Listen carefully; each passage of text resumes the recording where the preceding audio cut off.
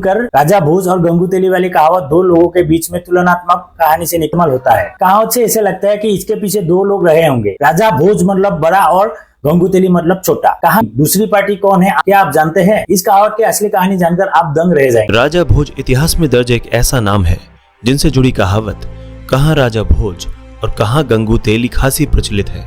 नमस्कार। जी हाँ, सबसे पहले माँ के मुंह से राजा भोज और गंगू तेली का नाम सुना था, बाद में इन लोगों से। छछुंदर के सर पे नभाए चमेली, कहाँ राजा भोज कहाँ गंगू तेली, कहाँ राजा भोज कहाँ गंगू तेली।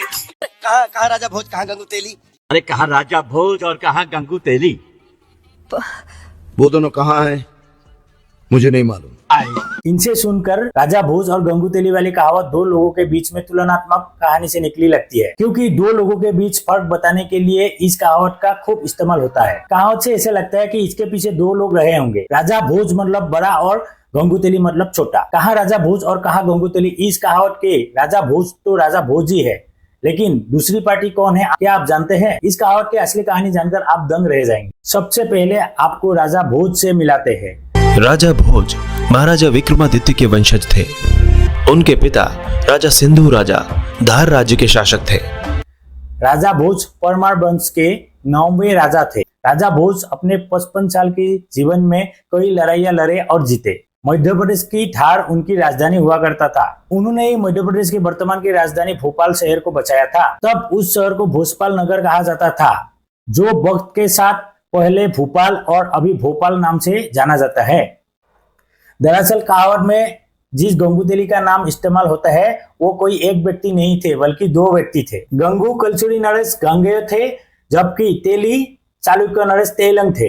परमार राजा अर्जुन बर्मन के लिखे से ये पता चलता है कि एक बार चेदी देश की राजा गांगेयदेव कलचुरी और राजा भोज के बीच युद्ध छिड़ गया था।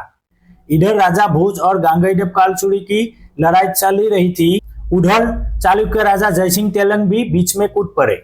एक तरफ राजा भोज और दूसरी तरफ गांगेयदेव और जयसिंह तेलंग की संयुक्त सेना के बीच खूब लड़ाई हुई। युद्ध में राजा भोज ने दोनों की संयुक्त सेना को परास्त किया और दोनों मिलकर भी राजा भोज का कुछ नहीं बिगाड़ सका। गांगेयदेव कलचुरी और जयसिंह तेलंग की बुरी तरह से हार हुई। गांगेयदेव के राज्य का कुछ भाग राजा भोज के हिस्से में आ गया। तभी इन दोनों राजाओं को बुरी तरह से हराने के बाद कहा राजा भोज और कहा गांगेय तेलंग की कहावत लोगों के बीच में काफी प्रचलित हो गई। तब से लोगों ने कहा राजा भोज कहा गांगेय तेलंग वाले कहावत को ही समय के साथ बदलकर कहा राजा भोज कहा गंगू तेली कहने लगे।